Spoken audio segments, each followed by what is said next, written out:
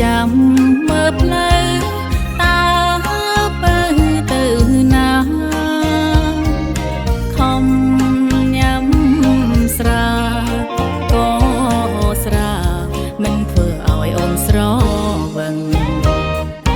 អូនខំចាំដំណឹងបាត់សូនឆឹងពេលថ្មនឹងតើបើប្រលឹងទៅណាដេញក៏ឲ្យអូនចាំខំចំណាំដែលធ្លាប់ជួបគ្នាអូនអង្គុយចាំតែថ្លៃមួយរាត្រីទៅហើយឃើញគេគៀងកើយសង្សារស្មានថាបងបណ្ដើគេមិនមែនទេ